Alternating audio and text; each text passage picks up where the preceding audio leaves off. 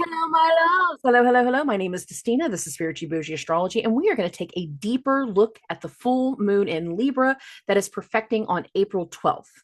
Now, I'm recording this a few days earlier because during that full moon energy, I will be at an event. I announced this at the weekly episode.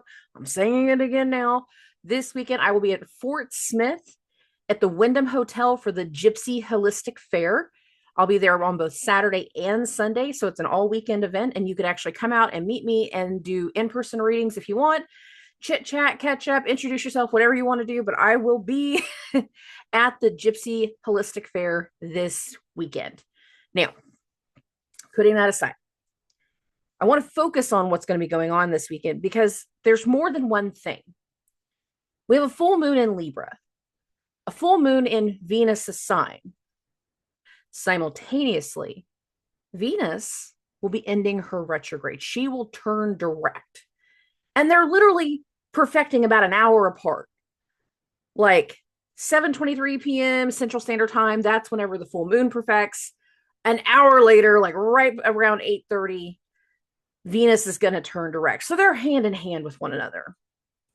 Now, what's interesting is based off their placements in the sky, the full moon will be perfecting in what's known as an in conjunction or quincunx to Venus, not seeing eye to eye, not understanding each other, not agreeing with each other. And because one vibration is coming to a peak, a completion, some kind of energy towards taking something to the next level, yet at the same time releasing and purging because we have something tied to wounds. I'll get to that here in a minute.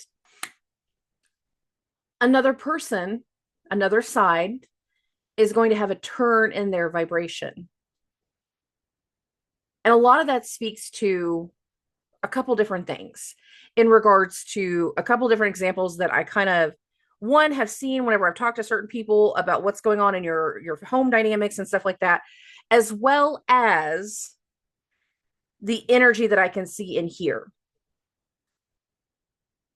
Some of you are going to be at events this week and you're going to be doing something this week it's like once one realization, one clarity happens internally, we have a turn, a release, a purge that allows for healing. Others are going to be at an event with another person. And it's like, because you reach a certain level, you see a turn in their energy, no longer seeing eye to eye with you. By opening the wound, by opening the situations, by letting things come out, you see a turn in the vibration in another way.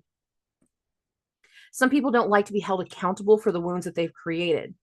Many of you, whenever you've had to do your inner child healing, you've had to address certain things that have happened with your parents or your grandparents, uncles, older siblings, that as soon as you bring it up to them, they're like, no, you're making shit up. I never did that to you. It never happened. What are you talking about? And by you coming to a peak of being able to overcome something and let something go, but needing to release it from you, like literally, I got to get it off my chest, out of my heart, out of my head, out of the way. By releasing it, you piss off the other side and like, I never hurt you, I never did anything to you. Because again, they don't want to accept that level of responsibility for what they did. So they would rather reject and move away from. A lot of people are going to see those types of things this weekend. Others are going to hit certain peaks in regards to wounds. And for us to address what it takes to heal, we're going to have to make the decision to literally turn on a situation, turn on another person. And I mean, turn in the sense of like, I can't do this with you anymore. It doesn't have to always be betrayal. It doesn't always have to be the most damned thing. Some people it will be, let's be clear. But other people are going to see the rejection. There's something about ending in this vibration while also setting the stage for a lot of new. Now, this full moon is also in a square to Mars. And over the course of the next 10 days, the sun will be building even more of its perfection to that square of pushing something new to the forefront. But before we can really push that new, there is the addressing of the wound. During the perfection of this full moon, the sun is going to be in a conjunction to Chiron. Chiron is the wounded healer. There's something about this vibration that speaks to wounds that have not healed, that need to be healed. For some of you, it's going to be a different situation. And what will happen will be the creation of wounds that will not be able to heal for a very long time. My best example of this, I've already talked to a few of you, so I'm not actually like using one person's particular situation. I've just had some conversations with enough people that it's like you see the vibration shifting between your kids and your parents. And suddenly you see the situation where you want to separate, and grandma doesn't need to be grandma anymore. Because the way that they're acting toward your children, you're not going to allow to happen. You're not going to allow for that person to treat you the way you were treated. And by seeing the creation of a wound, seeing your parent or the grandparent or whoever, their dad, their uncle, whatever it is, by seeing that statement being said in the creation of a wound, there's a turn. You're never going to speak to my child like that again. Who the hell do you think you are? I'm not putting up with this. We don't need to be here. You don't need to be here. Pack your shit and get out of my house. And there can be the creation of a long-term wound. And it will be long-term. This is a peak vibration of letting something come to a close. The old way of doing things will not continue.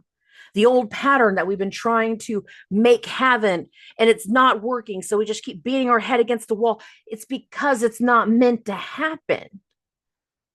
And we have to release. We have to release our trajectory. We have to release the control. We have to release what we're pushing for. And it's like by finally accepting that they're never going to be a good parent to your kid, no matter how hard you try. They're never going to be a good grandparent, no matter how hard you try. It does not matter if you push, scream, or beg. And my best example right now would be to stop beating your head against the wall. Not example, advice. Stop beating your head against the wall. Stop trying to make something happen that's not going to work. Stop trying to change somebody who's never going to want to change. Because until they want to change on their own, there's nothing you can say or do that is going to convince them otherwise. So often we'll be finding ourselves in these situations where we're trying to explain to somebody, this isn't the right way to do it. This is the wrong way to do it. You got to go this route. You got to take this into consideration. And you just look at the other person and they are a deer in headlights. They have no idea what you're saying. They have no idea what to say. They have no idea what they're doing. Just completely detached. When you find yourself in the situation of trying to convince someone to do the right thing, and they are just a deer in headlights and they will not tune in, it's because they're not capable of it. What you're trying to get them to agree to or signal into or connect with, it's a different vibration than what they're on. We got to stop beating our head against the wall. And one of the things I said in the weekly episode is that in a lot of ways, we have to let things happen this week. We have to let someone go down the path that they're going to go. We have to release our hold of what we're trying to do to keep them at bay and let them make their mistakes. Some of you, you're going to have to let your kid move out. I'm just thinking of that angsty teenager. All of a sudden, I'm just like, screw you, I'm leaving. Doesn't matter if you lock them in their room, they're going to find a way out. Sometimes we just have to let it happen, knowing that they might not come back for a while, because that's the vibration that we're going into. That's how big the new normal is going to be that we're going into. And after this weekend, after this full moon, and we go into the rest of April, we are in a lot of forward movement into a new normal throughout the rest of April, all of May, and really the first half of June. New, new, new, new, new. But we have this one final arena of putting something into clarity, emotional understanding that either this is the wound that will not heal for a very long time, or this is the wound you will never be allowed to hurt again. I have reopened the wound. I have drained the infection. I have restitched it, and you will never be able to touch me again. It again. We're done. That is what a lot of the vibration around this weekend feels like. Given the fact that Venus will be changing her direction during the perfection of that full moon. By seeing something happen in one area, a turn in another area will happen. Some will finally be able to close out certain things tied to karmic contracts. However, others will be starting new ones. And as you go down this path, feeling very, very compelled that this is my person, this is my way, this is my direction, saying yes to that engagement ring, just as an example, by committing to something or someone, there's a turn in other people. By you committing to your new long-term path, your new long-term partner, some of you are going to lose friends. Some of you are going to lose contact with some of your family members. They're not going to agree. They're not going to support you. They could be wrong. They could be right. But this again is going to create that long-term wound of I don't talk to them anymore. We used to be best friends. We did everything together. We went to summer camp together. We had our first boyfriends together. We did everything together. And now this moment happens and it breaks your heart. It breaks your heart. You have that one direction you're going and this feels so right. This is my person. But they were my person too. And there will be breaks in the vibration. Others will be making the choice to restore balance by cutting off people. I'm choosing me. The best thing for me to do is just to continue to choose me. And if that means I don't have these people in my life anymore, then that is my journey. And for some people, that will create a wound. And for others, that will create your peace. That will create your path towards healing. I said it in the week ahead episode, and I meant it. Whatever needs to happen going through this week, whatever lesson we got to learn, it's our lesson to learn. It's our karma to learn. Because remember, not only is Venus turning direct, but she's hip to hip with Saturn. She's right there with Saturn as she's ending this retrograde. So in a lot of ways, it's time. The most responsible thing to do is to end this connection. The most responsible thing to do is to not allow this to continue. The most responsible thing for you to do is to choose you first. Not in some crazy, selfish way, but in a peaceful way. The only way to control your emotions and get everything done and heal what you need to heal is to finally not let everyone else disrupt your peace. And because you choose you, the people that do not match your vibration, they don't match the path you're going on next, they don't match that new normal, they're not a part of the big agenda, they're not a part of the big story, they're not a part of the new normal, they will fall away. It may not be immediate, it may take a few weeks. That's the human effect. But suddenly things will dissipate. You're not hanging out as much. Not always doing the same thing. Man, we ain't hung out in forever. I know, I've been so busy. Been doing all this stuff. We started the business. We ramped up something. Oh, I've been taking care of this. I've been taking care of my mom. I've been taking care of my dad. I've been doing everything else. I haven't had time for this.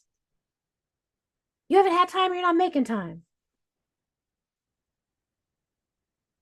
I haven't had the time. But if you're going to choose to look at it that way, I don't need to make the time. And those kind of vibrations will follow. There's a rip, there's a tear, there's a break, there's a wound when it comes to the vibration around this full moon and this weekend. And as much as there can be a wound, it is restorative. It is meant to help us restore balance. We've been tipping our scales in one direction too much. We've been giving too much to something or someone. And it's time to release, to let go, to no longer let fear control us. The fear of the unknown, the fear of being alone, holding on to something or someone just because they're familiar doesn't make it right. It wrecks your nervous system. And whenever your nervous system is wrecked, you are out of alignment and everything feels volatile. So much of this energy speaks to restoring levels of balance, taking us into a new direction, taking us into a new normal. But again, not everybody, not everything goes with us. And the moment you accept that, work with that, prepare yourself for that, it's going to be easier to allow the release to set in. And for many people, especially again, those mutable signs and those cardinal signs, for many, many people, because they're the ones feeling it the most, it's not just you. Other people are involved. It's very likely the other people are either letting go of you or you're letting go of them. But we got a new direction taking shape. So release is necessary to be able to go into the new normal. Okay. Let's get into the transits. Let's get into signs. Let's get into this. Okay. If you have never listened to a full moon or new moon video with me before, that is okay. I read everything from a whole house system. What does that mean? I don't care if your ascendant is at 2 degrees or 22 degrees. The entire zodiac sign that your ascendant is located in is your first house, and every numerical house that follows is going to be associated with the next zodiac sign. One of the reasons that we look at rising signs first and foremost is because what most people don't realize is that the astrology is written for your rising sign, not necessarily your sun sign. But if you don't know your birth time, you can still listen to your sun sign and get a better perspective of what's going on. So that being said, let's get into Aries and Aries risings. All right, my loves, you're going to feel this one. You're going to feel it. You're going to feel it. You're going to feel it. Some of you are going to be making the decision to release something or someone, like you going to be doing some cutoff games type of thing. Others are going to finally have something happen with another person, and it's going to feel like betrayal. It's going to feel like an ending. It's going to feel like closure for so many people. Some of you, you might just finally have something tied to another person that once the decision, once the turn happens, it speaks to deep levels of healing, or it's going to speak to the new deep levels of wounds. Why am I saying all that? Not only is this full moon in your 7th house of relationships, but we have that Sun Chiron conjunction happening right in your 1st house. Now, Chiron's been here for a while. This ain't the first Sun Chiron conjunction. In fact, I think it's about the 10th. Like, it's been here for a minute. And he ain't going anywhere. You got a couple more years of being here. But so many of you, with Venus stationing to end this retrograde in your 12th house of the unknown, the unseen, endings, some of you have to make a call. Some of you have no choice but to finally accept that a spade is a spade. Some of you are going to have some level of betrayal or heartbreak or loss. Some of you know that loss is coming. Some of you are going to have something that's tied to your own health and wounds. Some of you have been taking care of other people, and where you've been dealing with the things going on behind your back has been not necessarily your health, but somebody else's health and what it's been taking to take care of them. But I'm looking at the fact that this is a full moon in your 7th house of relationships, partnerships, legal matters, contracts, the other side. The thing about the 7th house is it's anybody and everybody else. It's me, it's the milkman, it's your high school bully, it's your significant other, it's anybody that's coming in the door at the grocery store or at your job. Like, it's anybody and everybody else. Something tied to the other person, the other side, while Venus is stationing direct in your 12th house of the unknown, the unseen, endings and betrayal, healing, hollow ground, shaky ground. Some of you are going to get blindsided in this vibration. Some of you are going to have to make an active choice to accept a truth we have not wanted to accept. We have the 8 of Swords and we have the Ace of Swords. Accept a truth we have not want to accept, so that way we can finally release and purge and deal with the wound that is boiling inside of us with the Sun Chiron conjunction. Now, the Ace of Swords is a new truth, new information, a new idea, a new something. But that 8 of Swords, it's facing the mental prison that we put ourselves into. It's facing an energy that we don't wish to face. In the traditional deck, it is a woman with her hands bound in front of her, blindfold over her eyes, with swords twirling around her.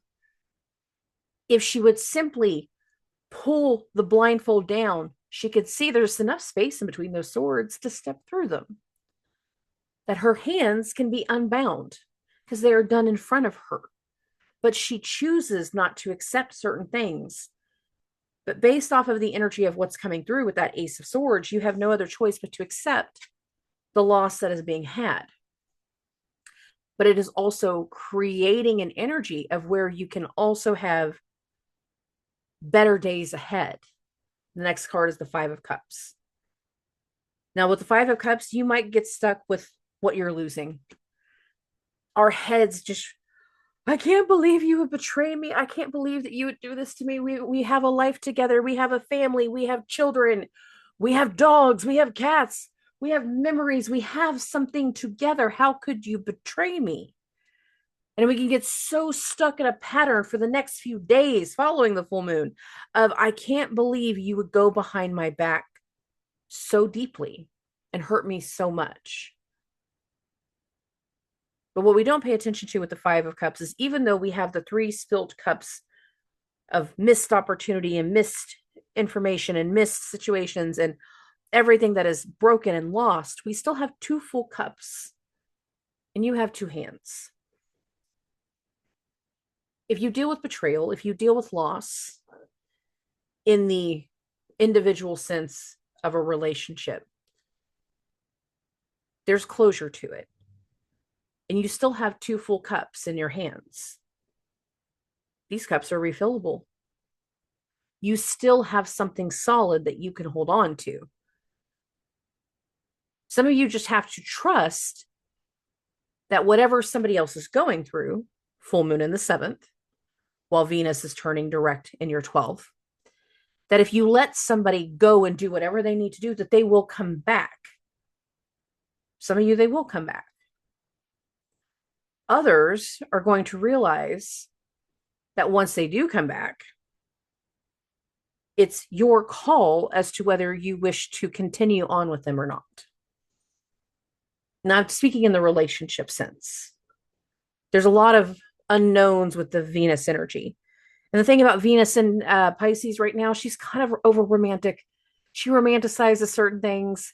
Oh, I want this in my life. I want this in my life. I want all the bells and the whistles. I want my cake and I want to eat it too. And I think everything should be easy and everything should go well. But with that turning vibration, something has not been easy. And she too is having to figure something out. Some of you are going to be making the decision to leave someone behind, but others are going to be making the decision to let someone deal with their shit. Now, your next card is the Three of Wands. In the traditional deck, this is a man on a deck. There's a boat in the distance. You can't tell with the skyline whether it is dusk or dawn. You can't tell based off of the fog whether the boat is coming or going, but it does not matter because the man is there to either see them off or be there when they arrive. Some of you are going to have to deal with loss in a multitude of senses and still be a solid person for the other side, for other people. You're going to still have to handle everything that's going on around you. And with this Three of Wands, that speaks to this. We have the Judgment card and we have the Eight of Wands. Some of you are going to have to make a decision to leave somebody behind. I'm not sugarcoating that, and I'm being very, very real about that. Some of you are going to have to come to terms with the fact that you are going to be suffering a loss, whether that is a family loss, whether you are dealing with something in your own health, and that the only way that we can finally recover from a situation will be to do treatments. And I speak now because of Neptune going into your first, that can have a lot to do with treatments. Others, by accepting the judgment of a loss, accepting the new truth, it is going to inspire you to look for something new in your beliefs. And that now speaks to Neptune in your first. And those beliefs can be what helps you heal the wound inside of you. And in the long term, potentially even forgive someone for being a certain way, for doing a certain thing. But once the release of whatever this full moon's vibration is happens, decisions are made. With that Eight of Wands being in here, there's a fast-paced energy that follows. And remember, over the course of the next month, Mercury will come into your first house next week. And by the time we get to the end of the month, and going into May, Venus will also make its way back into Aries. So there will be a lot of things that end up bringing energy to the forefront for you, pushing you into a different direction, pushing you into new ideas, new concepts, by finally accepting that something might not be for you anymore. An old way of doing things can no longer matter. The only way to heal is to get control of something or someone. For some of you, there's a big release. For some of you, there will be betrayal. For others, there will be the loss. It's a very intense energy for you guys. And I hope you're prepared. If you've listened to me for a while, I think you will be. But because we've been talking about this timeline forever, everything that's coming through is changing you as an individual. And many of you by now recognize and know that on a very deep level. So the healing will be necessary. The release is necessary. That's going to be okay. All right, moving along. We're going to get to Taurus and Taurus risings. Oh, what did I do? Wrong thing, Dusty. Hour. Yep. Okay. Dusty is human and Dusty makes mistakes. Anyways, Taurus and Taurus risings. Oh, my loves. This is a full moon in your sixth house of health. How you care for yourself, how you care for other people. Things in regards to pets. Wanting to change something in your routine. By changing something in your routine or in your work, because that's how you care for yourself and care for other people, there is something tied to another person. Venus turning direct in your 11th house of friends, network, clients, colleagues. Some of you changing something in your work plan and your routine and your ideas, and it's because you're trying to do something different with a certain person. Venus turning direct in the 11th. Some of you are wanting to build something very, very new, and you're wanting to go in a whole different direction, especially one that can be more profitable for you. Venus being in Jupiter's sign, while Jupiter's in your second house of money, we have an idea of like a new way of making money in so many ways. And for some of you, the idea is months in the making, but we just haven't got to do a whole lot for it. with it. And the thing is we're also picking up on an energy as we continue this month of being able to pick up on things that we wanted to do last year that we couldn't get done because we had a lot of unfinished business to deal with. We're finally wrapping up some unfinished business. And there is an energy that speaks to a new trajectory that's going to come through. But you do still have a vibration around you guys that speaks to, you got to still be a little comfortable with being uncomfortable. Because, I mean, the Sun Chiron is in your 12th. Now, some of you might be getting blindsided with some information, blindsided by something with a friend, blindsided by something with your siblings. Given the information at hand, given the situation at hand, some of this blindsiding energy can be much like a betrayal. Because again, the sun is in your 12th house of the unknown, the unseen, and endings.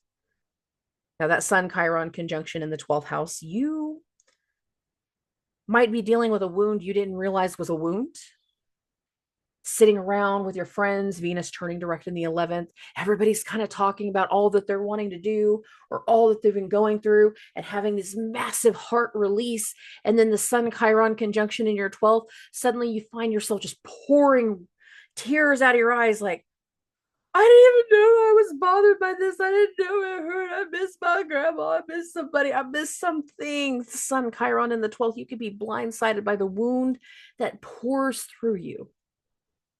You can be blindsided by something that is happening with another person and their health. Because again, Venus is in your 11th house of friends, and this is a full moon in your 6th house of health. You can be doing something out with a friend that literally impacts your health because of the full moon. And you'd be very blindsided by what it's doing to you. I'm saying that because, again, we've got so much in the, we've got that Sun Chiron conjunction too. As you go into the vibration of this weekend, I really want you guys to listen to your intuition. We got this High Priestess card. Some of you are going to have to be taking on some new truths. Like I said before, there can be something with a friend, something with your siblings. I'm looking at Mars in your 3rd. That's why I'm saying that. There can be something with a pet. There can be something going on at work. There can be something that starts to come through. And once that new information is there, that new truth is there, it's a turning point in the vibration. For some, it will be negative. For others, it will be positive. For some people, we'll be building something towards a karmic connection, a karmic relationship. And there's a new path that's going to unfold. Now, I want to be really, really clear with Venus turning direct in your 11th house of friends. We're trying to start new relationships with somebody. Venus is in your 11th house of friends. Saturn is in your 11th house of friends. We don't need to be confusing friends for lovers. And some of the path that can be starting to be pursued towards a certain individual in some way with the Knight of Wands energy. Gives you all those. Based off of what starts to like come to light and get revealed in the path that starts to unfold, some of you might be going into a karmic lesson. Let's not confuse friends for lovers. We'll be very, very clear on what we need to do and what we want to do. Who's doing what? Now, some of you might be making changes again with work. Libra full moon. Venus turning direct in the 11th, changing something in your routine, changing something in your work. So that way you can do something different with your clients to be able to make more money. I'm looking at the fact that Venus turning direct while Jupiter's in your 2nd house of money, Venus is in Jupiter's sign. There can still be this vibration that speaks to the finances, new ways of making money, new ideas in making money. And considering our next 2 cards, we have this 8 of coins and we have the Queen of coins. We got a lot of work that needs to be done, a lot of hustle, a lot of grind that needs to be achieved. And this is hard work and innovation. What I love about this particular card is we have the anvil and the hammer of like literally hammer. We got hard work to do. But with this light bulb, there is innovation. There is inspiration. There's new things that are coming through, and there's something that speaks to that new vibration.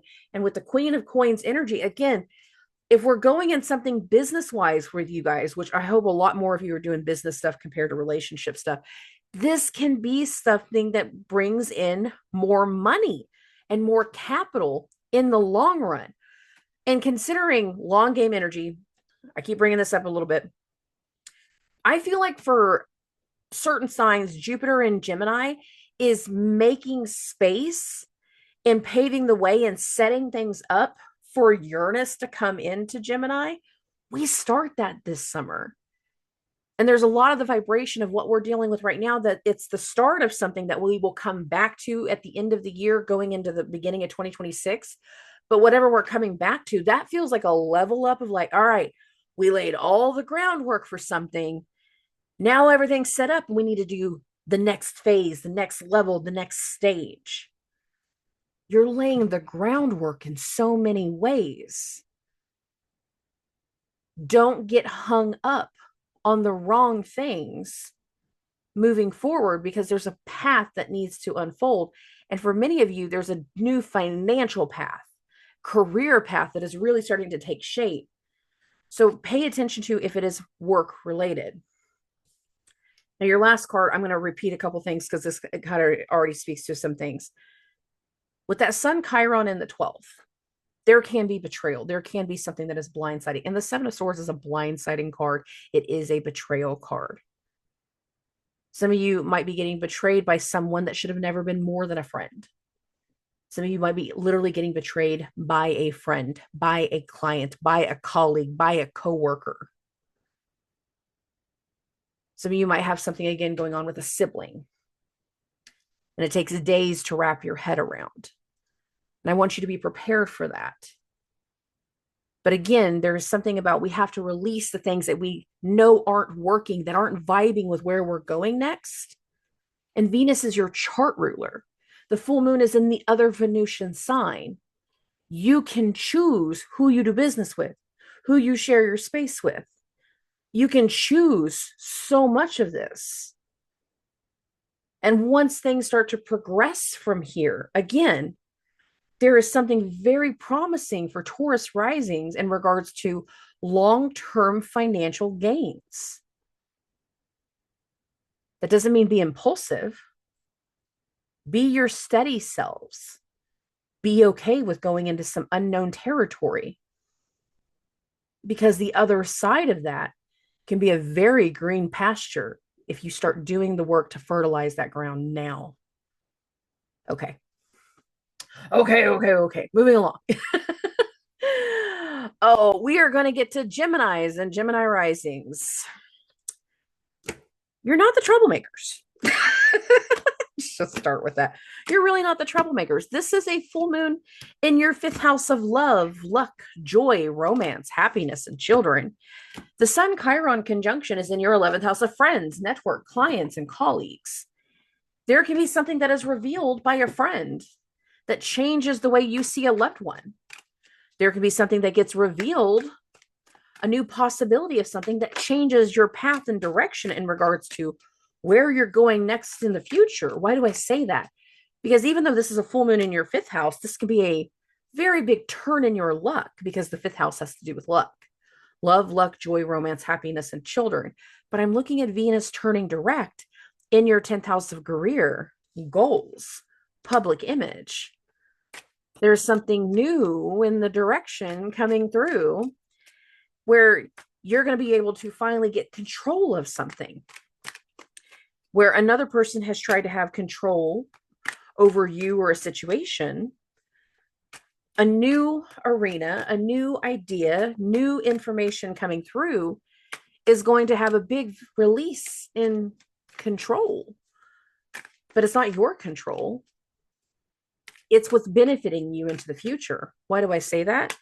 Because Venus turning direct in that conjunction to Saturn in your 10th house of career, that's ruled by Jupiter. And Jupiter's still in your 1st house.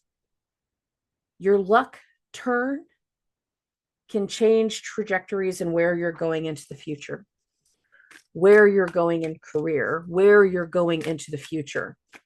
Now, some of you might be having an issue with your kids and the baby daddy. Why am I saying that? Because again, the 10th house can also have to do with fathers. Sometimes dads are stubborn and they're stuck in their ways, and you're not doing this. I'm not going to let you do it. It's like, you know what? I'm going to let the kid wear all the makeup that she wants to make. And if that pisses you off, that's a you problem.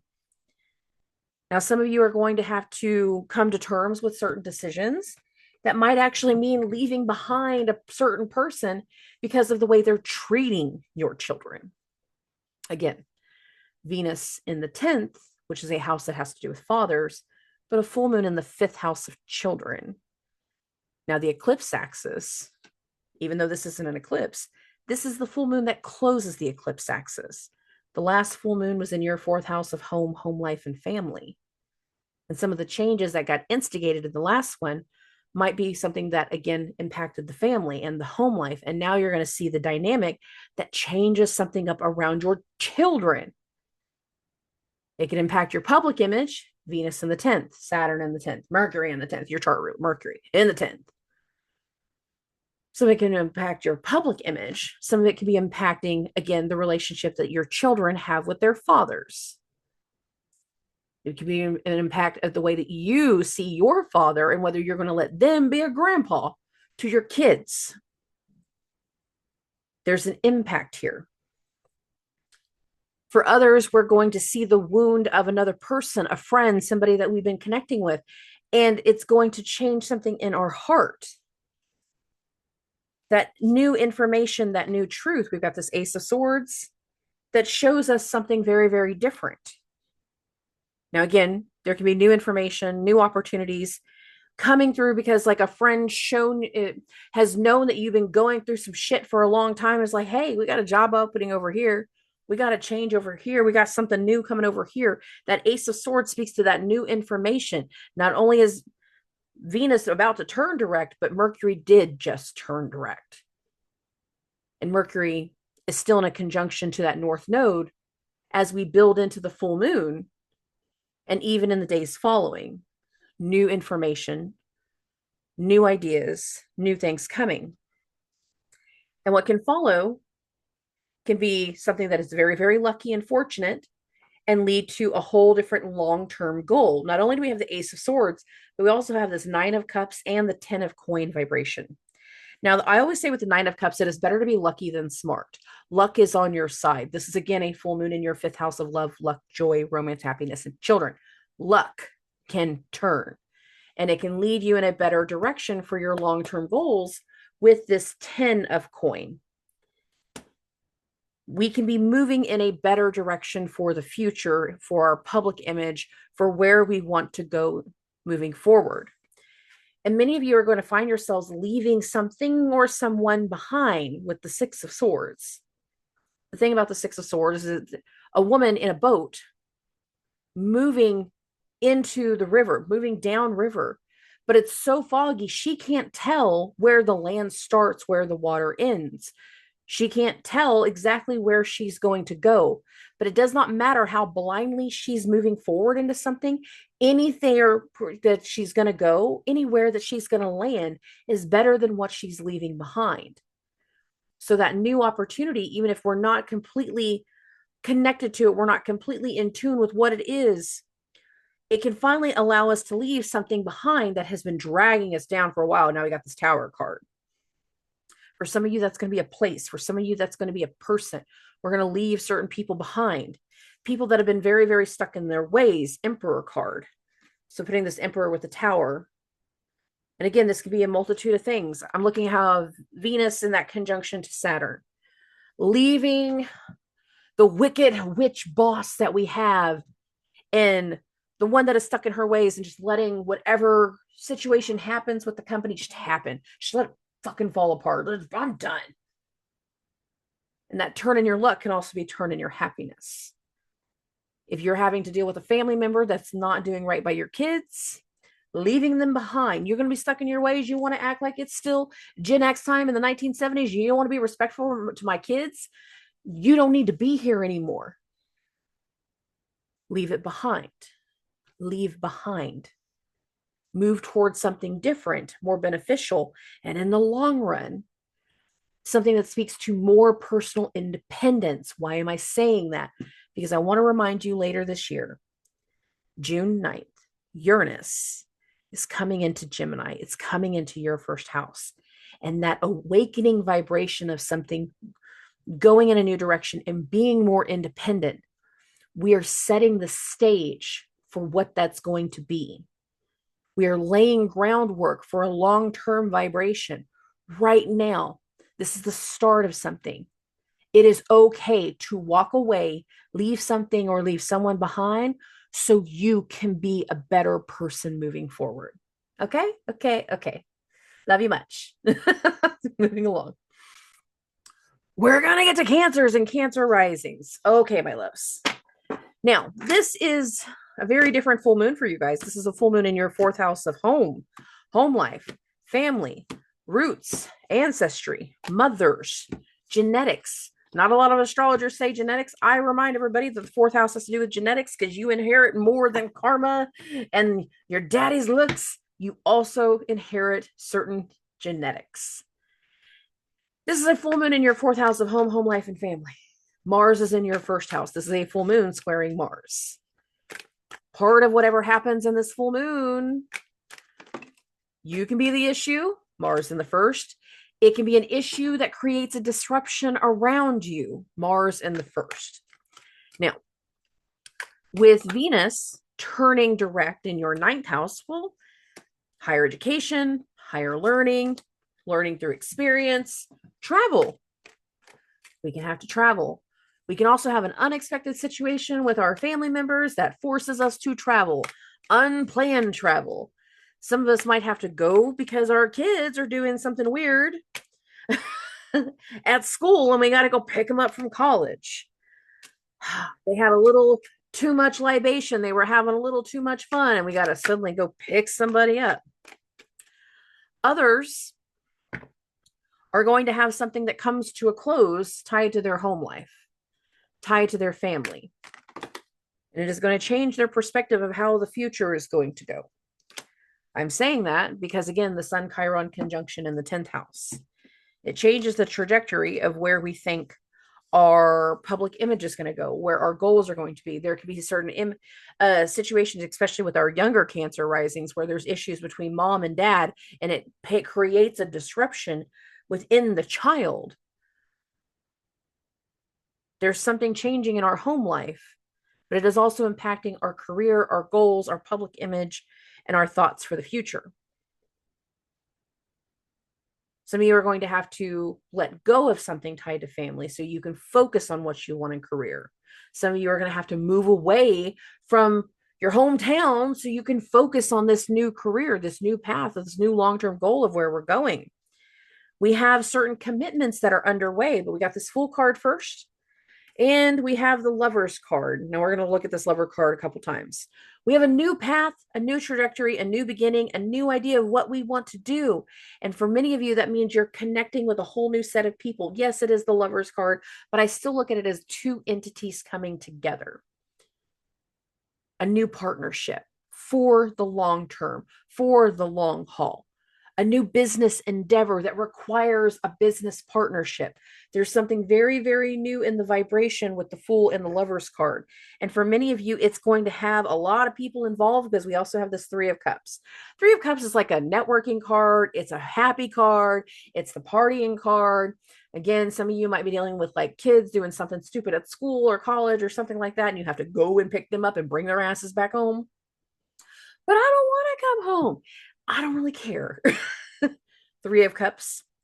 Some of you might be having your kid actually do something very, very well. And it's like making the turning point decision of like, this is where I want to go to school.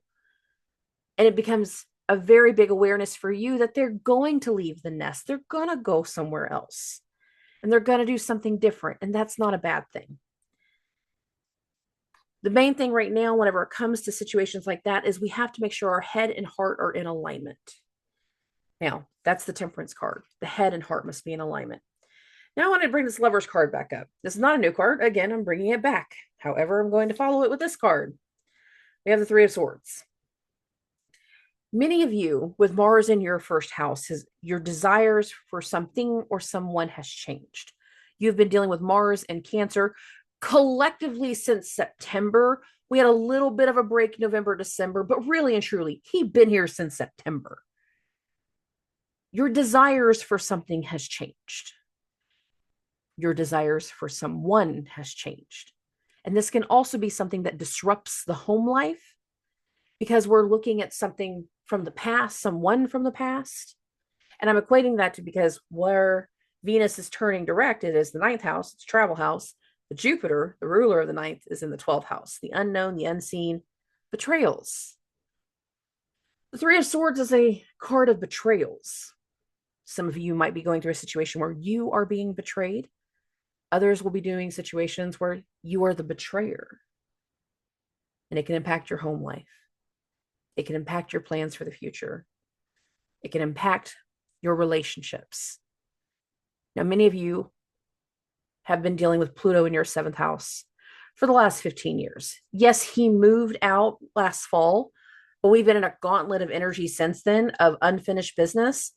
And this might be where many of you finally come to terms with letting go of the old relationship with the old pattern, the pattern that does not give us satisfaction, the pattern that does not speak to our heart's content. And for you to be able to go in a new direction moving forward, you're going to have to leave something or someone behind. 6 of Swords. Now, in the traditional deck, this is a woman in a boat moving downriver. It is so foggy, she cannot tell where the land starts, the water ends. She can't tell where she's going to end up. But in her mind, no matter where she's going next is better than where she's been. Many of you, to get your head and heart into alignment, you're going to have to leave something or someone behind.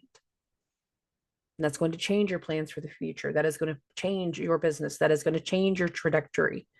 But it is necessary for you to finally feel whole and consistent and have the ability to move forward into something new. The full spectrum and ability to commit. You have to close something out. Get your head and heart back into alignment. That's this Temperance vibration. And the good news is, over the course of the next week or so, Mars is going to finally leave your first house, and he's going to be gone for like a year and a half. Yay. Okay. Moving along. We're going to get to Leos and Leo risings. Oh, my loves. You know, it's not an intense full moon for you guys, but I still think there's intensity of the regards to finding out some things that have been going on behind your back, having some things that are just kind of shaking you to the core, having some things that either are meant to trigger some healing, or it's like finding out something has happened around you that just feels like betrayal. Now, the sun, your chart ruler, is making a conjunction to Chiron during this full moon. Now, the full moon is in your 3rd house, which is a communications house. It's a siblings house. Some of you might be having a falling out with a sibling. Some of you might be having to travel somewhere, 3rd house energy. But it's like the minute you try to get your things together to either go in this direction or travel, we can also have something going on financially that we weren't anticipating. Another bill coming back through. We have something about some additional expense or something with a loved one not having paid their stuff on time. I'm looking at the fact that Venus and Mercury both ended their retrograde in your 8th house, which is a financial house. Death, debt, taxes, inheritance, loans, insurance payouts, child support payouts, anything that is going to have money tied to the other side. Investments is going to be another big thing. Having something finally come to a turn in regards to investments. Getting some type of knowledge that, again, can be very, very blindsiding and can feel like a betrayal. It can feel very, very frustrating. But for others, it's going to feel aligning. It feels like a release that can lead to alignment. And in the long run, it can be something far more happy and intense in regards to the direction of what you're trying to do. Now, I really mean it when I say this vibration doesn't feel as intense for you guys, and it actually kind of feels restorative in some way. With the mundane sense, can there be stuff tied to money? That's why I'm bringing that up. The 8th house, Venus, Mercury retrograde turns. Absolutely. The full moon in the 3rd, can we have some kind of communication in regards to a sibling or something in regards to travel or networking or something like that? Absolutely. But I think a lot more people are about to feel their energy picking up, given that the sun has been in Aries. Well, we're getting very, very close to Mars coming into your first house. That's going to happen next week. And there's something very restorative in this vibration. We have this Page of Cups energy. This can have to do with kids when it comes to any kind of page is involved, but it can also have to be something new, heartfelt energy, new heartfelt connections. And for many of you, I would prefer you to be in friendship connections than relationships and situationships. I want to be clear about that. You can have a turn in a situation tied to a situationship where you can either finally cut ties with that, or they're finally willing to step up and be more likely into in a relationship. I feel like more people are going to finally be able to cut ties with the situationship to open their heart towards something better. And that's what I would prefer for the majority of you. But I'm saying that like in the loose collective sense right now, not necessarily being focused on one individual's chart. So take that shit with a grain of salt. I'm not looking at everybody's chart right now. I'm looking at the transits. However, there is this timing aspect of what's going to follow. We have this Wheel of Fortune energy. I promise you these are going to be really good cards for you guys. The thing about Mars being in your 12th house for so long is that some of you are going to have some things that have gone on behind your back that finally fall onto your lap, but others are going to have certain things that have been going on that were completely out of sight, out of mind. They were not in your control, that you're soon going to have charge over. And that's Mars coming into your first house.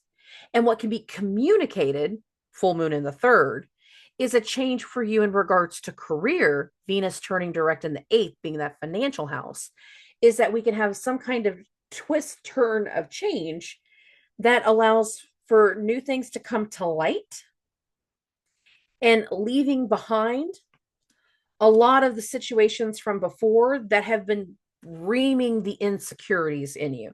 Now, the one thing about Mars in the 12th is like it's brought up a lot of insecurities. For some of you, it has been your own undoing. That's a very different conversation for later. But I'm more excited for most of you that once Mars comes into your first house, that once you have certain charge and control and having everything brought to light, you're going to be able to leave past insecurities behind, finally heal from some things in the past, heal from the things that you have been isolating yourself from, and allow new vibration, new connections. We have this Lovers card, and we have the Ten of Cups. You all have really good cards, honestly. We have the Lovers card, and we have the Ten of Cups. You can start connecting to new people in a better way moving forward. People that could be long-term people, but I don't want to say like forever people. I still feel like with a lot of Leo risings, I don't want to go into like full term, like let's look at this forever person. I think that we're getting into like finally connecting with the pivotal people that are going to make the difference as to what you desire in people moving forward. And it's going to be the things that lead to personal happiness as we continue. Whatever we are leaving behind is better, or whatever we're going into is better than what we're leaving behind. It's time to let go. It's time to heal, but it's also time for many of you to come out of isolation. And over the next week, just the week following this full moon, as your energy picks up more and more and more, you're going to want to be seen, felt, heard, and you're going to be wanting to connect into things that you haven't been able to connect into for a very long period of time. And given again, Venus, the ruler of your 10th house of career, turning direct in that 8th house, the decision that might be communicated might lead to a big financial change for you in the positive sense, just as much as it could be the negative. Some of you might get blindsided by something that you didn't know was coming and it cost you money. But the other side of that is like you can have something come to the surface that has major benefits for you in the long term, given again, that 10 of cups. We like our perfect 10s. We want these types of things. Your cards were actually really good in a lot of ways. And it speaks to, again, there's something very, very new coming through. And for a lot of you, the new that's going to come through is going to be about a whole different vibration of where you want to go moving next in the charge you take in creating that new path for yourselves. That's a good thing. All right. Moving along. We're going to get to Virgos and Virgo risings. Oh, my loves. This is a full moon in your second house of money, your assets, your shit. It's you, it's your stuff. We have a financial change, but this financial change is impacting the other side in some way, or their decision is impacting your finances. Why am I saying that?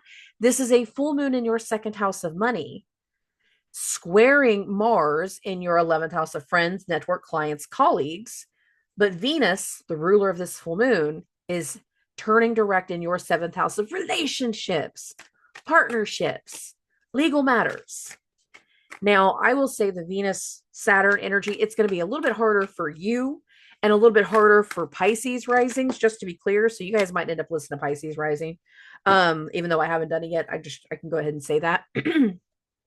Because Saturn's vibration can feel like either another side trying to control you and what you're doing, or seeing a controlling legal situation tied to a business partner or somebody that you're in a relationship with becoming a very big part of the vibration. And many of you are going to find yourselves needing to set something straight in regards to either the business partner or the legal matter or the relationship, depending on the situation. Some of you might be a mix of all three, because again, 7th house energy. And for some of you, it's going to cost you money. You have to invest the money to be able to get the legal matter handled. You're going to have to pay it out. For some of you, you're going to see the change in a business partner, and it's going to impact you financially. That can be negative, that can be positive. That really becomes a decision in the moment. Everybody's going to be in a different place. A lot of you are going to find yourselves in a situation where what you're trying to change right now is going to be overwhelming in the long haul as to like how it unfolds, because Mars in that 11th house is about to end, and then we're going to deal with Mars in your 12th house of the unknown, the unseen, and endings for 2 months following. That's going to be a little bit heavier, and it really comes down to what was going on for you guys, especially back in November, December, and what we were trying to change during that time. I'm saying that specifically because Mars is about to come back into your 12th. And there's some things that we were trying to put to a close, we were trying to wrap up, back before, that we're either going to be finally able to wrap them up, even though we were trying to do it before, or we're going to have some other level of things coming to a close, or we're going to find ourselves going into uncharted territory. And no matter what, for many of you, because of how many changes are going on based off of the eclipse axis and what got activated for you back in that full moon in Virgo, and we're still trying to come to terms to it as we go into the full moon right here, there's an overwhelm by how much change is going on. So we got the 7 of Cups vibration. Some of you, you're dealing with the change with other people. Some of you are dealing with the judgment of other people not liking the changes that you are doing. And again, their decisions can impact you financially, or your decisions could end up impacting them financially. Again, full moon in the 2nd house of money, but Venus turning direct in that 7th house of relationships and partnerships and other people. So there's a lot of overwhelm in the moment, and there's going to be a whole different set of choices. Some of the choices are going to be yours. Some of the choices are going to belong to another person. There's a lot of choices to be had. It really kind of comes down to who is in your circle, who's working well with you, for you, who on that other side is about the changes that you're making, who on that other side do we need to release. Some of you have to be okay and feeling strong enough to release something. So we have the 3 of Cups and we have the Strength card. Now the Strength card is also a Leo card, like it's very Leo. We got the sun in the background. We got taming the lion right here. Some of you are going to have to be okay with going into uncharted territory, going into the unknown, and finally taking certain actions to close some parts of your life out that you haven't had the chance to close out before.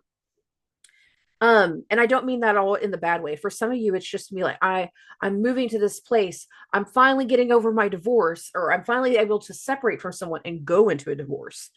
And by having the right people around you with the 3 of Cups vibration, it's going to allow for you to become very, very steady in what you're trying to do with this 8 of Coins energy. And I love this card.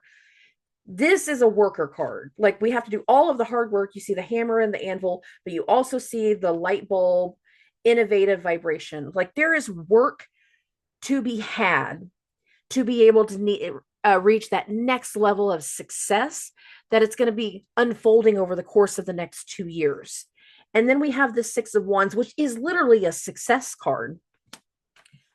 Many of you are going to be going into a situation of finally coming to terms, whether somebody else likes it or not, that we have to commit to something, go into uncharted territory, commit to letting things close out, commit to letting things end, so that way you can move forward into the new direction of where you're going into the future. Because Jupiter in that 10th has been preparing us for when Uranus comes into Gemini later this year, and even more so next year, which is why I'm saying our transition is going to take a full 2 years before it finally sets in. But we're laying the groundwork for that now. And some of you are going to have to invest the money with the partner, with the other side, to make the groundwork happen, to make the ideas happen, to make the deals happen. And again, you're going to have to go into uncharted territory.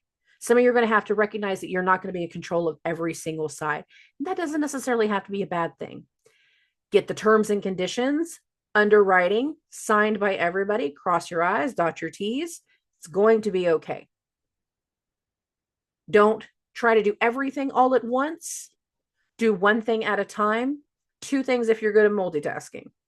But don't let something become so big that it overwhelms you to where you freeze. This is not the vibration to freeze. This is the vibration to release, let go, and charge ahead into something more long-term that will be, again, financially successful in so many ways. Okay. Moving along. For Libras and Libra risings, you are the troublemakers. It's your fault. It's all what you've been doing. But actually, for a lot of you, like, this is a very long-term energy that is finally underway and finally coming to a peak period. And for a lot of Libra risings, we are at a very big turning point in our own personal vibrations that has been well underway, in my opinion, since July of 2023. That's whenever the South Node originally went into Libra. That was the last Venus retrograde that was going on in Leo. And I have really felt for Libra risings that Venus retrograde and this Venus retrograde went hand in hand. And I actually kind of blame Mars for that in a lot of ways. But there's so much that needs to be achieved. There's so much that needs to be undone. And for you to get unstuck and release certain situations and finally heal certain things tied to other people, we need to release and overcome the toxic pattern, the lies, the fraud, the deception. We need to hold other people accountable. We need to recognize that other people are also holding us accountable with the truth that has been revealed or that is about to be revealed in the days around this full moon. It's not always directly the full moon. That's the human effect. Sometimes it's the days around the full moon. But so much of this vibration speaks to overcoming certain things and finally setting into a new path, new achievement, a new way of doing things, and getting unstuck from an old paradigm. Now, we got the Hangman. We can start with that. The unstuck.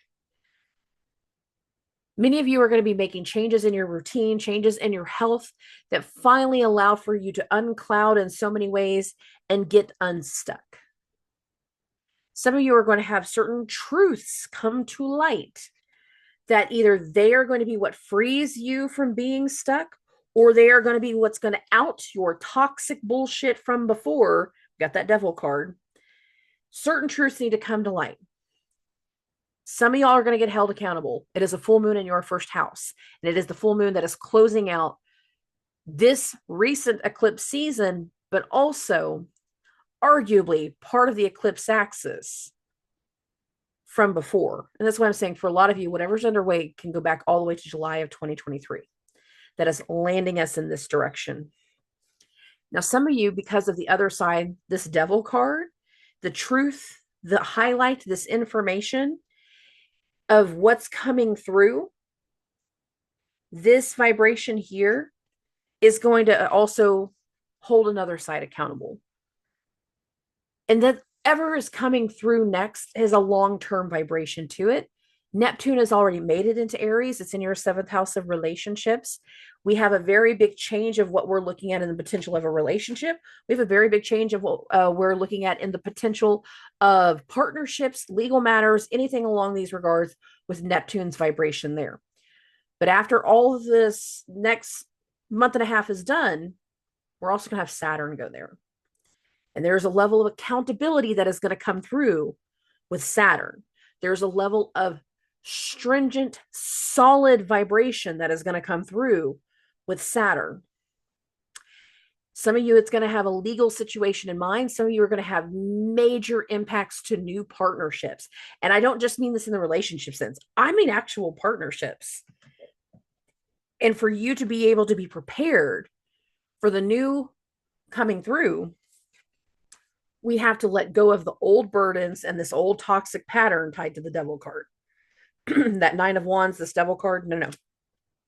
We have to get over the old wounds to be able to achieve a whole new level of stability. Now we have the 7 of Wands and we have the 4 of Wands. The 7 of Wands, it is an argumentative card, but it's like, I am trying to persuade you, argumentative card. I need you to see my side of the story. I need you to understand where I'm coming from.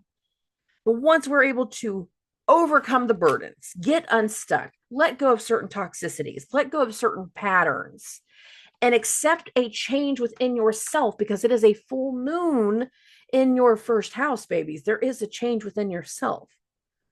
You are also going to be committing to some other level of change within yourself.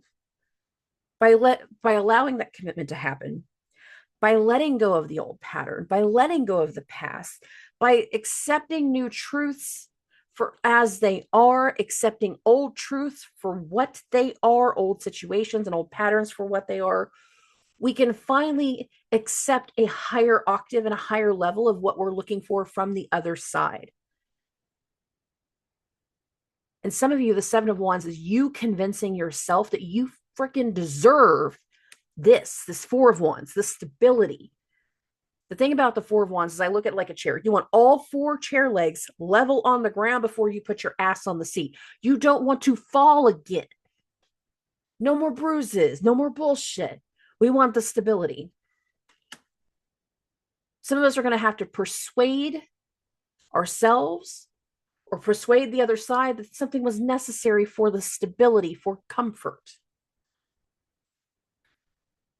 Others are going to have to accept the truth about what you have done, knowing that it is going to impact your stability. I know so many Libra risings, you're on either side. Like there's a very stark difference between the two. Some of you have been very balanced on one side of the scale of the negativity, the drama, the bullshit, and some of it is bullshit you guys created, to be fair. But the other half of you are on this side going, I don't want any more drama. I just want to feel good, and I just want to feel level, and I just want a good home life, and I just want to be happy, and I just want something that I've never been able to achieve before. And like, it's so funny which side of the scale so many people are on. You know which one you're on. Some are going to finally be able to succeed and create some level of stability. The other side of the scale is some of you are going to have to deal with the toxic patterns, the toxic past, the truth coming out. It will unburden you in many, many ways. But then you're also going to have to try to convince other people to believe that this was all just to protect ourselves, protect the situation. It was best for the kids. I wasn't trying to be selfish. I wasn't trying to hurt anybody. It was all just to, do something besides what it actually was. Good luck. Whichever one you're on. Stability is coming. And what you're envisioning next in regards to either how people are going to judge you, Neptune in the 7th, or what you desire differently in another person in the other side in partnerships, Neptune in the 7th. We're going into a new long-term vibration. Some of you are going to have a long-term vibration of always having to convince other people of something, or having an idealistic view that I will not settle for anything less than what I deserve. Yeah. Okay. Moving along. moving along, moving along, moving along. We're going to get to Scorpios and Scorpio risings. Oh, my loves. This is a full moon in the 12th house, the unknown, the unseen, endings, betrayal, the past, being blindsided, seeing the pain, seeing the hurt, having something or someone come back around and it reopens a wound, being blindsided by something going on in someone's health. That Sun Chiron conjunction in the 6th house of health, being blindsided by somebody else's health issue.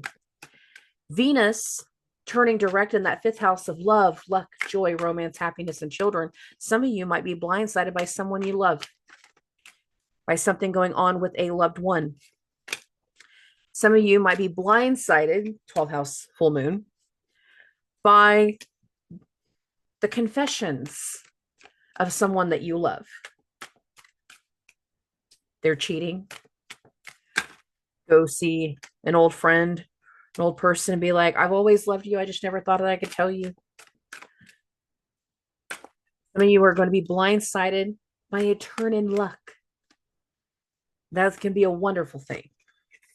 And it's like something got conjured, and it's like by having this one moment, it allows for so much closure and so many things to happen, but it also is going to allow for me to finally feel a little unstuck and a little more capable of doing something on my own.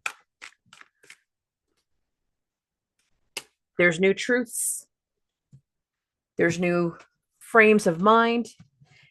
There's new direction and path for the long-term future, because this full moon is also squaring Mars right before he goes back into the 10th house of career, goals, and public image for the future.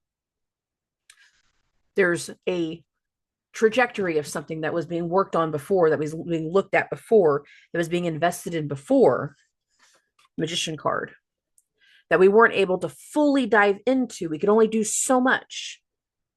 Back in November, December, when Mars was in Leo, we could only do so much in this area. And then we had to shift our focus. We had to go back. We had to learn. We had to gain some experience with something. Some of us had to realize certain truths, have certain things come out. And by whatever came out during that time, for many of you, you have felt stuck dealing with the same old bullshit, the same old drama. We got the, again, Magician, the Queen of Swords, and now we have the Hangman. And the thing is we're getting to a point where there is no longer a need to feel stuck. What we need to do is harness this Queen of Swords and move forward into a new truth to finally be able to unload a burden, 9 of Wands, put something straight, Strength card. Now, the thing about this Strength card is this is a very Leo card. Come on. There it goes. This is a very Leo card. And again, Mars, one of our chart rulers, is about to go back into Leo. There's something about how we harness the strength, how we harness the truth, how we harness certain things that need to come to light to, again, deal with the burden that has been holding us back, and to have some type of situation where we start to create our own luck. 9 of Cups. Venus turning direct in the 5th, Mercury turning direct in the 5th. These energies are happening in the 5th house of love, luck, joy, romance, happiness, and children. The thing about the 9 of Cups is it's better to be lucky than smart. Some of you will have a turn in situations. Yes, they can be blindsiding. Some of you, it can even feel like betrayal, but it is also the turn in your luck that allows for something else to move forward and start to happen. When Mars comes back into the 10th house, we're going to be picking back up on something in regards to our career. For some of you, it is taking something to the next level of shit that started back in November and December. For some of you, it is going to allow for certain truths to be exposed, going back to that Queen of Swords and that 9 of Wands. And it's how we harness that vibration that helps us overcome the burdens and how we move forward. When it comes to the rest of April and everything going back into Aries, there's a lot of things that speaks to shifts in routine and how we do things in our work. Mars going back into that 10th house of career, there's going to be a whole different shift in our public image and our work. There's going to be certain truths that are going to need to come to light, certain things that need to be exposed. And whenever it comes to the idea of this magician card and what's being conjured and brought to the light, going back now with this Nine of Cups. So I'm grabbing the first card and the last card and putting them together real quick. As certain truths can come to light, luck and fortune can change. And it can be exactly what you need to heal certain situations. Still going off these same two cards, Venus and Mercury turn direct in that 5th house of luck. Yes, can have to do with children. You can have some things going on with kids, your kids, other people's kids. Absolutely. There can be those things with children. But what I'm also paying attention to is Jupiter. Jupiter and Mars are going to leave shadow simultaneously. I haven't really said this on the podcast for a while. I said it last year, but for my newer people, like I have not said this recently. These two planets, they're going to lose shadow like right on top of each other. It's like a day and a half apart. But for Scorpio risings, this energy can be a whole next level of something in our career that can also have financial benefit with Jupiter in the 8th, considering Venus and Mercury's retrograde ended in that 5th house that Jupiter rules. Part of the next wave of changes can have huge financial benefits in reaching our goals for the future. We have this Magician card and we have the 9 of Cups vibration. So much of these two cards speak to the right connections, the right people coming through unexpectedly can help set the trajectory straight. Just as much as it can be like you're blindsided by certain things, and that blindsiding energy, full moon in the 12th, can impact something going on with a loved one, especially their health with the Sun Chiron in the 6th. It can be your health, your routine, your work, and what you're doing, just as much as it can be another person. Sometimes we are the collective sidecar person helping someone else through. But for many Scorpio risings, this is a very big alignment energy in regards to the direction and path of where we're going next. Recent insecurities in regards to our health, in regards to work, they're not going to be insecurities much longer. And the next wave of where we're going and where we've been in regards to work, they're really coming to the forefront. They're really starting to align. And if you've been in the situation where you haven't been able to find a job for a while, that's about to change. If you've been in the situation where you haven't necessarily been in love with your job and you're thinking about going in a different direction, that's going to change. If you've been in a situation where you think everything can be fine at work, the negative side is like, if they were talking about the potential of closing down a business last year, they might finally do it this year. So I don't want to be all sunshine and rainbows, and that can be the blindsiding energy. But there's something about our luck changing. For the majority of people, I think it's a positive change. However, for a handful of others, and it really kind of depends on who your Time Lord is and what perfection year you're living through. For other people, it can be a little bit more harsh and intense. But it really kind of comes down to the energy in the immediate week, like literally the week following this full moon. As the Sun and Mars start to change sign, the Sun goes into Taurus and Mars makes its way into Leo. Okay, moving along. We're going to get to Sagittarius and Sagittarius risings. Oh, my loves. This is a full moon in your 11th house of friends, network, clients, colleagues, people we choose to share our space with. There can be something that is going on that is impacting our friends' families. We can have a friend from out of town showing up at our house unexpectedly. Why do I say that? Because this is a full moon in the 11th house of friends, while Venus is turning direct in your 4th house of home life, and family. You can go over to a friend's house and starting to realize like, oh, I didn't know that this is where you lived. Huh, that's interesting. Don't be judgy. Don't be an asshole. Other people can have something tied to a friend that leans like, no, you're going to come stay with me. Somebody in your surroundings like, nah, you can't do this. You're going to come stay with me. You can't stay in this abusive relationship. You can't stay in this situation. You're going to come stay with me. We're going to hang out. We're going to talk for a little while. We're going to do something different. There can be conflict. Doesn't have to be yours. There can be something that shows us a new direction of where we're going next, because a lot of our energy with Jupiter in the seventh has been focused on other people more so than ourselves. How we're connecting to other people, wanting to connect to other people in a whole new way, wanting to change an old friendship, create a new friendship, doing something different that again speaks to restoring certain balances. Some of you might have the wounds around your children coming to the forefront. That Sun Chiron conjunction in your fifth house of children. You can have a wound around children that starts to come through. And some of you realizing, I don't want to live away from my baby. I want to live closer. I don't want to live 5 states away. I want to live closer. Some of you are going to be having to tell your children, I'm not going to be moving closer, or I'm going to have to move away. There's no other choice. It's the best thing for me to do. I have to follow the money. Like, you can stay here with your mommy. I have to move away. There's a lot of this energy that can speak to the only way to get unstuck is by pursuing something new. So we have this hangman energy and we have this Knight of Wands. Now, to get unstuck and pursue something new, there can be conflict. And that's why I'm saying some of you might be having a really hard discussion with your family members of just letting them know, like, especially if you're like in the split family, you know, you only get your kid on the weekends, but now you're going to have to move a state away, or you're going to go over the road. You're going to have to travel and you're not going to see your kids the same way. And you think for it, oh, it's only going to be for 6 months to a year and then we'll figure it out. And you have no idea. You could be committing to what that long-term wound is going to be. King of Coins. You know, baby, I'm not going to be able to move anytime soon. I thought I was going to be able to do it, but really, I have to focus on this other area. I have to do this other thing. We have this Justice card. I have to do this other thing to keep balance, to be fair.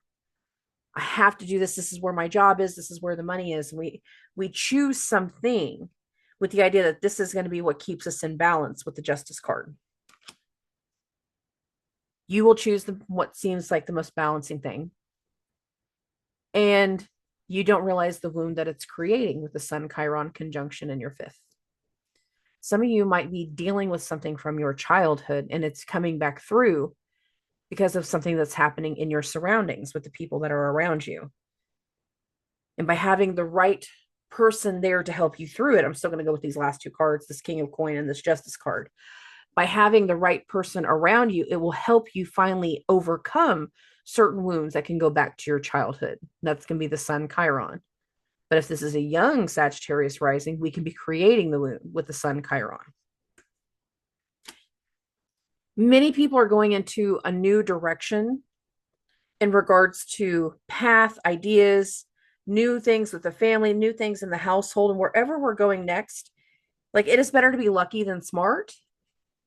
Some of you, the people that are suddenly coming up around you that you're starting to discover, the new neighbors or something like that, it allows for a friendship to come through. And it finally allows for you to start to feel like this is exactly where I was supposed to be. I just needed to get the right time together.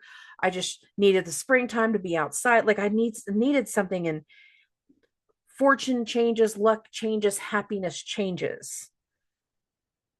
I always look at the Nine of Cups that it's better to be lucky than smart. You have no idea how lucky you can be until you start to step out of the norm and start to connect to other people, connect to a new environment, connect to some of the changes. And by connecting to some of these changes, saying hi to the new neighbors as they're moving in, making friends at the park, making friends at the bar, the movie theater, the skating rink, it changes something else for you. It solidifies that you're in a better spot, and it helps with the healing. This is a full moon that either creates a wound or heals so many things. Some of you, it's going to create a wound. There'll be something separating people from their families, but for others, it is going to show you that this is exactly where you're supposed to be. What side of the scale are you on? Are you happy with the home life that you have made and created? Do you feel blessed with what you are doing?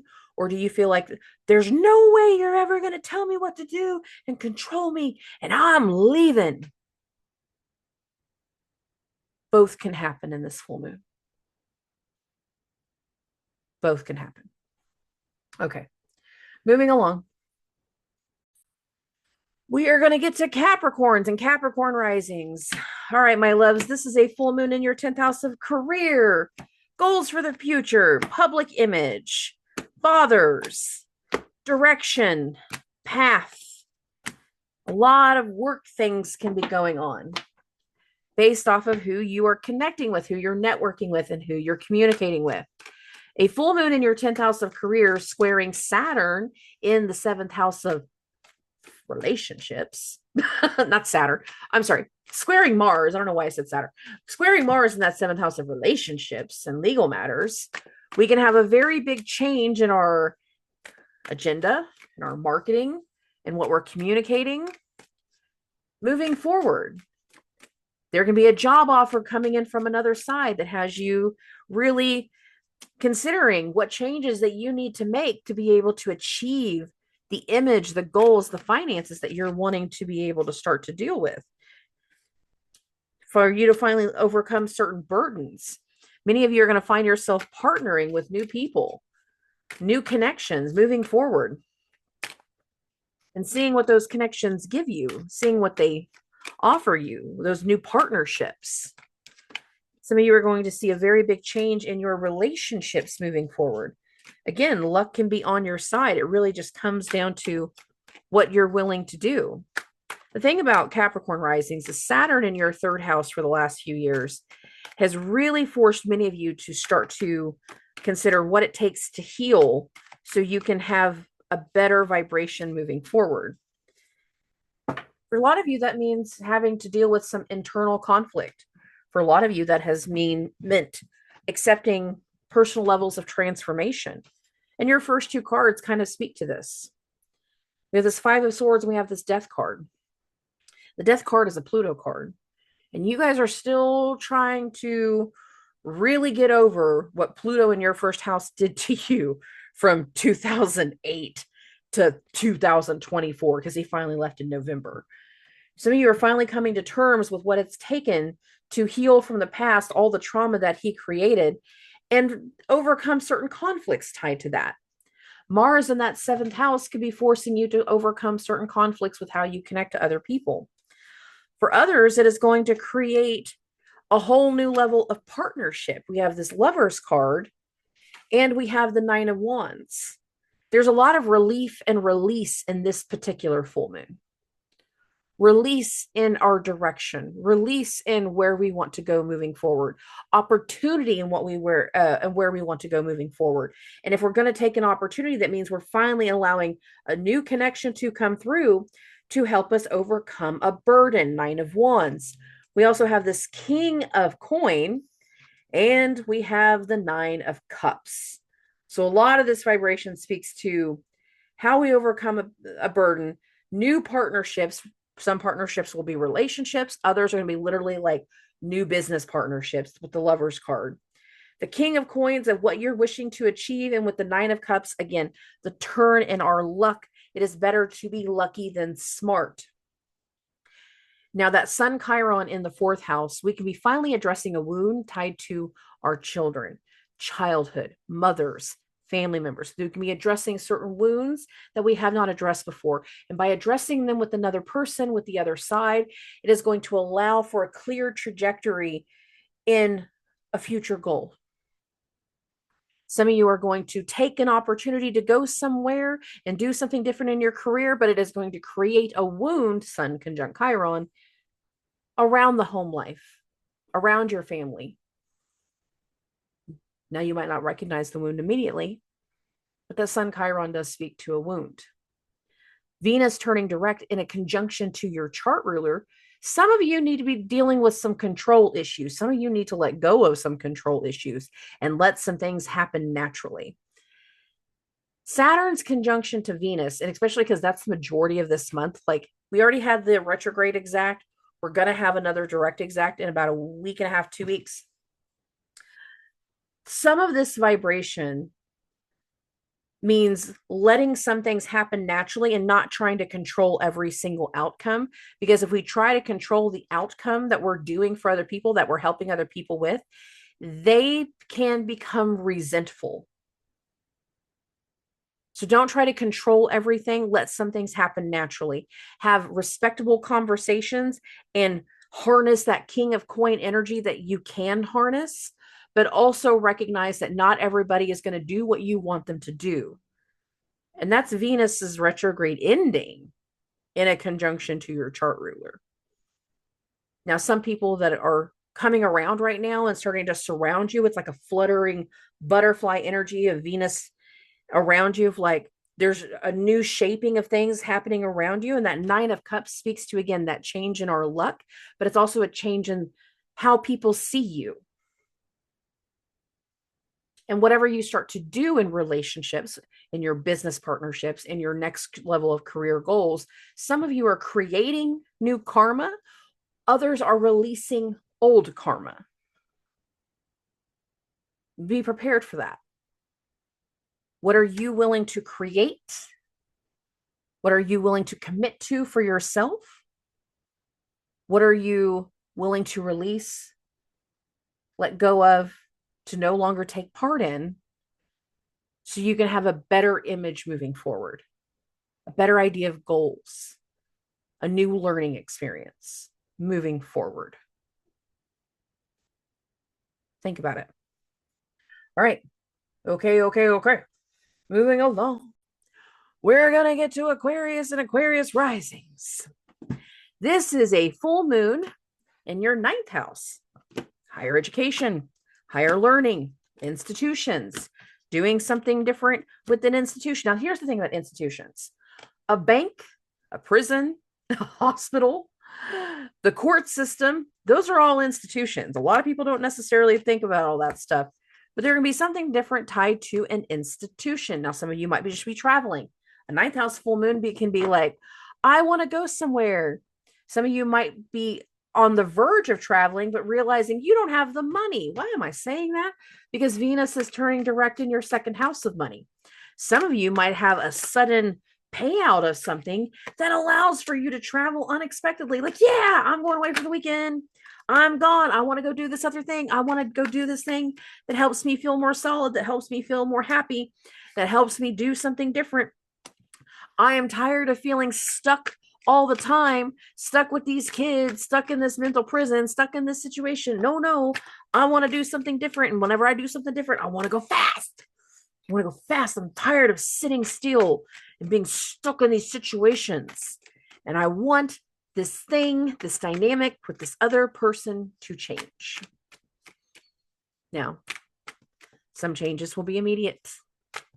Some are going to take the next few months. And I'm saying this specifically to you guys right now, because of the things that have not been faced, the truths that have not been revealed. And really, whenever I go to the transits, Mars needs to go into Leo. Now, this is a full moon squaring Mars. But over the course of the next week, the sun will build to its full actual perfection to squaring that Mars. And for many of you, I want to put more focus of what's going to happen over the next week and a half, 2 weeks, more so than just this full moon. Because this is the completion energy. This is like how we overcome a wound or how we are creating a new one. There's a lot that has to do with wounds and, again, restoring that balance, and that can be a lot of it. But many of you are going to have to gear up for what Mars in Leo is going to represent. And there are some things that need to finally get handled. But for many of you in particular, whatever needs to finally get handled, this full moon again is squaring that Mars. It's a legal matter. It's something tied to another person. It is something tied to a relationship. It is something tied to a situation that we have struggled with overcoming. We have the first two cards. We have the Hangman and we have the Eight of Swords. Now, the Eight of Swords in the traditional deck, it is a woman with her hands bound in front of her, blindfold over her eyes, the spinning of swords around her, but she won't move because she doesn't want to get cut. But if she would simply reach up and pull down the blindfold, she could see that there's enough room to move in between these swords. She chooses to stay stuck in a mental prison. She chooses to stay stuck in the insanity. And these first two cards speak to, we don't need to stay stuck anymore. We don't. And that means we're going to have to address a situation, address a certain person that's a long time coming. because Mars is about to go back into that seventh house. And not only will the sun hit a square to Mars, but Mars is going to hit its final opposition to Pluto in your first house. And there is some shit that needs to be handled. And you putting up with a lot of shit needs to come to a close.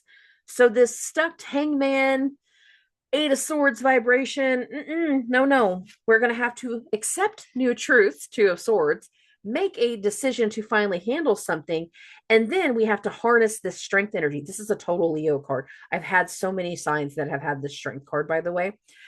This is a Leo card. So many of you are waiting for Mars to go back into Leo. Energetically, like it's like once Mars goes into Leo, it allows for certain decisions to finally get made, Two of Swords, and a lot of fast moving energy going around it. Fast, quick like rabbit, not slow like turtle. We got this Eight of Wands energy. Something needs to start moving. I'm sick of being stuck energy. Some of you have a legal matter. Some of you have a situation tied to another person. Some of you have had fights around your kids. Some of you have had some issues around child support, around an insurance payment. Some of you have been having some kind of issue with your vehicle and it's costing you money, and you're getting pissed off at the other side that said, I'll get the car fixed. Like I've had it. You don't have to remind me every 6 months. Boy, howdy. Shit's about to come together. And there is going to be a need to harness on this strength card to allow certain things to finally happen the way they need to happen. Two of Cups. If you are waiting on another side to get their shit together, they have had enough time. Stop waiting. Stop holding space for them. It is time to take certain fast-moving actions and to address certain situations that you don't always want to address. And sometimes that means that you need to say certain things, whether other people like it or not. Now, what's interesting is I put into perspective that Sun Chiron in your third, but I'm also thinking of that Mercury retrograde too.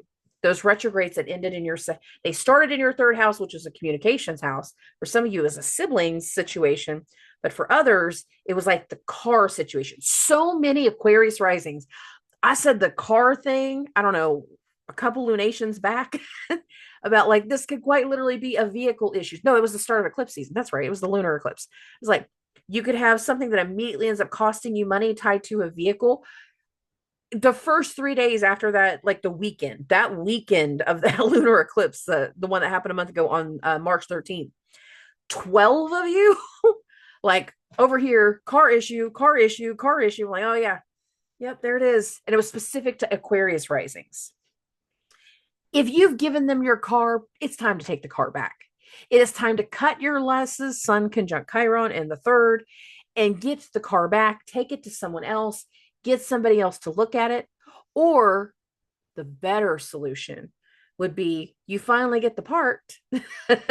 We finally get what we don't have, and we're able to finally make a repair and heal the situation, heal the wound.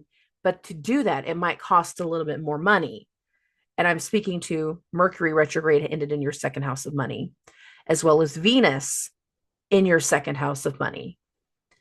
You might end up having to spend a little bit more to get the solution that you need. And if you are aware of that it's okay to spend that money, that you'll be able to manifest it back, that is okay. Some of you are going to have to spend a little bit more money to deal with a legal matter, to deal with that other person, to deal with their bullshit. And if that's going to be a part of the case, not necessarily tied to the car, I mean more along the lines of like another side, a long-term energy that's been sitting there for a while, that's been stuck for a while, that you ain't been able to handle yet, that's about to start to happen over these next 2 weeks. And when Mars goes into that seventh house, especially when Mars hits that opposition to Pluto, you guys are going to feel it. You're going to feel the tension. You're going to feel the frustration. You're going to feel the judgment, and you are not going to want to put up with it anymore. Many of you have been waiting for a certain boundary to be crossed, and energetically, I think we're getting really close to it. And that stuck hangman, Eight of Swords energy, you will not be stuck in it much longer. Okay. Moving along. Oh, for Pisces and Pisces risings. I said this to Virgo risings. I'm going to say it to you. You should probably listen to Virgo risings too, because whenever it comes to this particular vibration, Mercury and Venus turning direct in your first house, but Mercury rules that seventh house of relationships and legal matters. Venus rules that financial house, that eighth house. There can be something that you are deciding that impacts another person, their money, their assets. There can be somebody that has been coming back to you going, can I borrow some money? And you are going to have to make a decision whether you're willing to do that or not. Some of you might be putting your foot down going, I'm not paying for anything else for you. I'm not doing anything else for you. Some of you are going to feel judged by another person, Mercury in the first, and it's going to cost you money, whether you like it or not, because Venus turned direct in your first. Your behavior, your contribution, your decision has led to a situation. And for some of you, it is going to cost you money.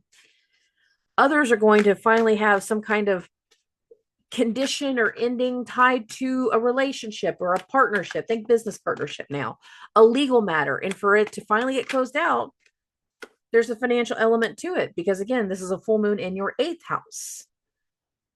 Now, the eighth house being that financial house, taxes, debt, inheritance, payouts. There can be debts, insurance payouts, child support payouts. Some of you might be forced to start paying the child support. Some of you might be forcing someone else to start paying you child support. There's a possibility of a lot of things. There can be a lot of judgment around you, whether you like it or not. So it's best to make sure you are on the up and up whenever it comes to the situation at hand. And the reason I specifically say child support is because this is, again, a full moon in that eighth house. Yes, Venus is turning direct in your first, but it's squaring Mars in that fifth house of children. There's a lot of you that are dealing with something tied to the other side, their judgment on you, but like the financial aspect squaring Mars in the fifth, like that's child support kind of stuff. Like having to either file some kind of paperwork to where you're starting to receive child support, or having the paperwork filed against you where you have to start paying child support. Like that's a super mundane way that this is going to start to come through. And that can be a long-term payout that starts to happen. And many of you can be very resentful for that level of accountability with that Sun Chiron conjunction in your second. You're resentful that you're going to have to make those payments. I don't need to be paying child support. It should be 50-50. I take care of my kids half the time. Was the last time you seen them? St. Patrick's Day? Really? Accountability is a hard thing, guys. Saturn in your first has been forcing you to level up in a lot of ways, but a lot of you are still struggling with the level up and the accountability. Others, you're not struggling at all. And you're like, yeah, I'm definitely going to have a backbone. I'm going to make them start paying child support. And no matter what it is, at this page of coin, which is a kid card, but it's a money card. So there's something here that still speaks to something around kids, new thing coming through that has a financial element. Your money houses are activated. Venus is in your first house, turning direct. There's something here that changes in regards to the things around the kids and things around money. First and foremost, we have a new vibration coming whenever it comes to this Ace of Cups energy. Now, some of you are going to have a new potential in partnership. It's just requiring the right investment. The Ace of Cups and this Knight of Cups, by having the new investment, by having that payout, it's going to allow for you to pursue something that speaks more to your heart's content. And that can be wonderful. There is some big vibrations that speak to new things financially for you guys, with Neptune going into your second and all the other things that are going to be in your second house. The long-term vibration of what Saturn in your second can be, and how very driven you can be to achieve certain things financially moving forward. And there again can be a lot of fast-moving success with this Six of Wands and the Eight of Wands. And it really kind of comes down to whether we're doing the right things or not. Now, I forgot to show this card. I think I forgot to show, Eight of Swords. We still have this card too. This was really a part of that page of coins energy. Some of you are going to have to face the facts that you need to pay the child support. Some of you are going to have to face the facts that no matter how much you push for the other side to do the right thing, you're going to have to file against them to do the child support. That's what that Eight of Swords has to do with. Waiting for someone else to finally do what they need to do is not working anymore. You have no other choice but to start holding them accountable, hold their feet to the fire. Some of you, your feet are about to be held to the fire. Some of you, for you to be able to achieve what you're wanting to do moving forward and make the money that you're wanting to make moving forward, you're going to have to start making these long-term decisions now, knowing that it's going to change a very big dynamic between you and other people, you and your family, you and your siblings, you and a business partner, you and the legal aspect. But a lot of the changes, given Mercury's retrograde ended in your first house, Saturn's conjunction to the North Node is happening in your first house all month, Venus turning direct in that conjunction to Saturn in your first house all month.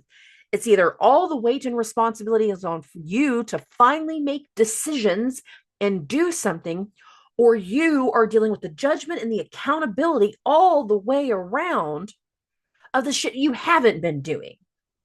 The thing about the scales is it's one end or the other. You're either the one finally doing what's necessary to fix the wound, overcome and achieve, or you're being held accountable, and it is creating a long-term level of resentment. It is creating the wound.